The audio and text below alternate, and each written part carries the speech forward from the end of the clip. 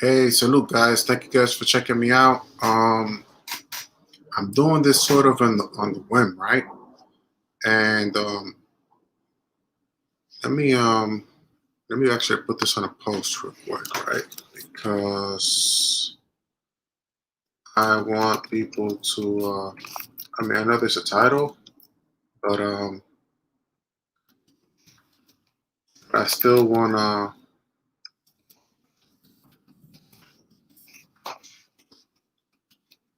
I still want to create a theme. Maybe I'm doing it. Maybe I'm overdoing it, but and it's called Julius Randle and the fear he creates with Knicks fans, right? Because there's this theme of, you know, if Julius Randle is succeeding with the Knicks, it hinders Obi Toppin's growth, right? That's like a fear that I've been listening to a lot. Julius Randle, him succeeding is gonna hinder Obi Toppin's growth, and Obi Toppin is now not gonna get minutes. Um, and Even some Knicks fans are talking about Obi Toppin is a bust. We should consider trading Obi Toppin, stuff like that. And I just want to put out there that just because I'm a Julius Randle fan doesn't mean that I'm against Obi Toppin's success, right? Um, I want Obi Toppin to succeed. I expect big minutes. I consider I consider this to be one of the best so far from the past 4 games, right? With the enthusiasm of winning 2 games and this, that, and the third. I'm starting to to see that man. I think we got one of the best player development teams in the league, right?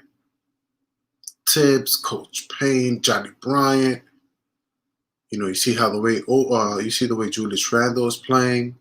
You see the level of preparedness from the team. How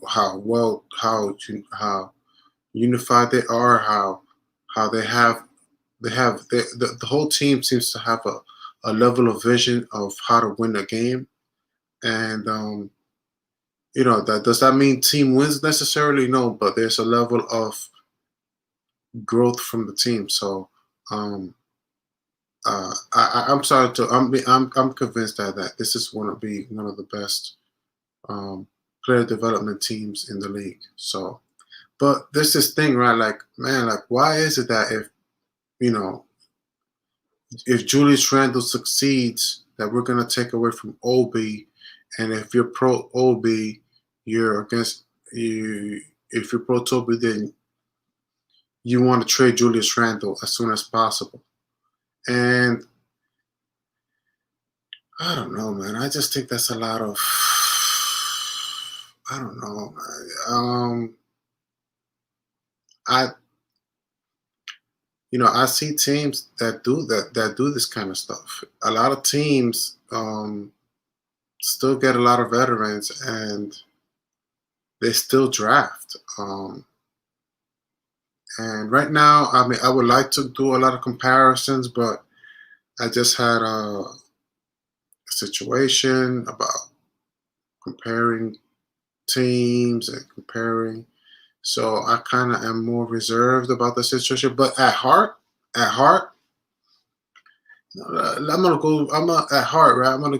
That's how this thing goes. When you're a Knicks fan, you speak from the heart, and nothing else matters, man. So, again, you know,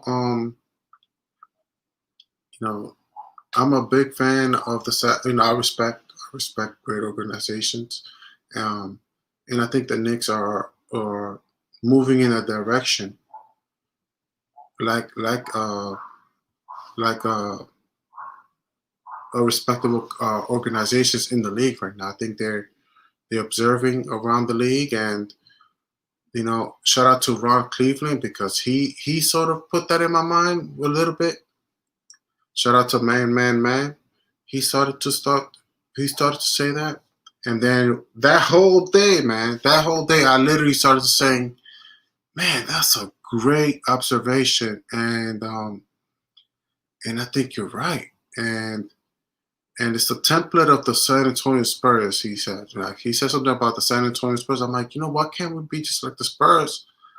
And I actually think we're moving like the Spurs. I mean, I didn't say those words, but if you were to ask me, I would tell you like, listen, man, I think we're up there in the league. I think we got an elite player development coaching staff, and yeah, they have DeMar DeRozan, they have LaMarcus Aldridge, they have Trey Lyles, they have and they still drafting and drafting and drafting, and they don't have to. And yet, DeMar does get his minutes, or Derek White gets his minutes, DeJounte Murray gets his minutes, and it's so Keldon Johnson gets his minutes, and they make it work. So my whole thing is, great coaches know how to make it work, and I expect Tibbs to make it work with Obi Toppin and Julius Randle situation. Um, since the beginning of the season, there's been conversations. Julius Randle and Obi Toppin playing together at both forwards position, right? That's been talked about. I don't know if it was talked about with Tibbs, but it's been talked about among Knicks fans. Some people think it's ridiculous, and because they think it's ridiculous, that can't happen. It doesn't make sense, and that's it. They made up their minds, and that's the whole thing, man. A lot of people make up their minds, and it doesn't work like that. It does not work like that. So, totally, I could see Power, Obi Toppin and Julius Randle playing both forward positions. I could totally see Julius playing center and Obi playing power forward, and I could totally see um, Obi playing center and Julius Randle playing power forward. I think you can move those pieces around, man. The game of basketball is constantly evolving, and we need to. I believe we need to continue to evolve, right? I don't think it stops. I think a little. My belief is a lot of people are stuck in the '90s sometimes, and they're stuck. And if you look at today's game, the game is not played like that. So I don't put it past Tibbs playing both Obi Toppin and Julius Randle at both forward positions. I don't care if I fall on my face on saying that either. Like so what, right? I don't really care about people's fixated perspectives, right? That's the kind of person I am. I see this constant nuances every day, and I'm not gonna get stuck in the '90s or even at the 2000s, because even that is getting old with what's going on, with these step back threes, and the rules are constantly evolving. The game is changing, and hopefully, speaking of step back three, that's something that I actually would like to see from Julius Randle and Obi Toppin. I think that would be kind of cool to their game. Um, I would like to see something like that. Like I see Kevin Knox doing working on his jump shot. Mike, I would like to see like, man, the game of basketball is constantly evolving. How come I haven't seen a step back three from you guys? I see some good 3-pointers from Julius Randle, but I haven't seen no step back three. And I think that would be a good thing. Maybe not this year, maybe next year. Um, Again, that's something that some Knicks fans might think, oh, that's crazy talk to see a forward do a step back three, like as if they're James Harden. You're not James Harden, you know. Anyways, but I'm very proud of the player development coaching. I think it opens up ideas for what we can do with this roster. Um, Me personally, I'm not too concerned with Obi's minutes. I think he's going to get his minutes. Um, and I think, lately Julius Randle's been playing 44 minutes, and I would like for him to, that definitely I wanted to lessen. I want him to, get like 30 minutes and balance that out because I don't, I'm at some point you get concerned about his injuries, So it'll be great to see. I'm glad for Julius Randle's success. I'm happy that he's here. I want to keep him here. I don't. I'm not pro trading him for a draft pick.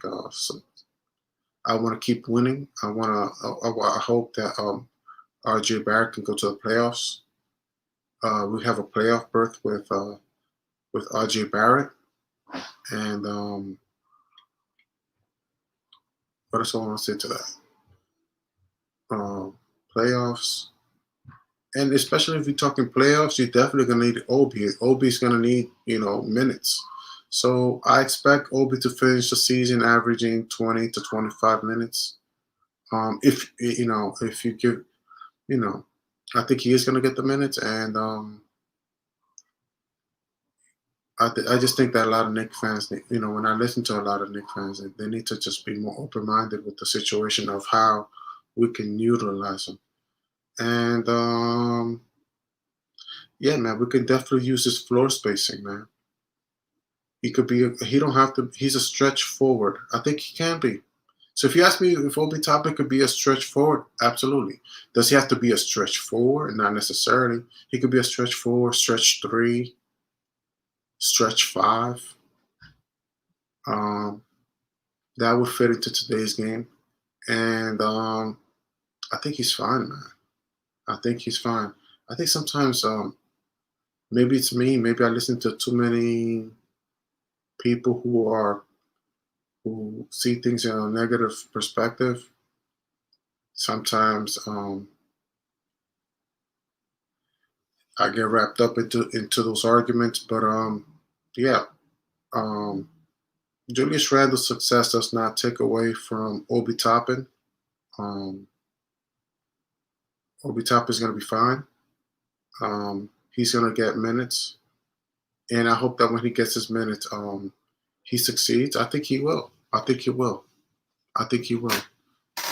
Um, it's a lot of worry, a lot with when I listen to talk when it comes to talking about the Knicks and their youth and this, that, and the third. And I don't. I I have faith in Walt Perry in the drafting. I don't want to be in the lottery. We have 2 first-round picks in the draft. I trust Walt Perry and Scott Perry, and yeah, that's about it. All right, guys, it's been a few minutes now, so I'm going to keep it short. Thank you guys for checking me out. Thank you for your time, and talk to you guys soon. Peace.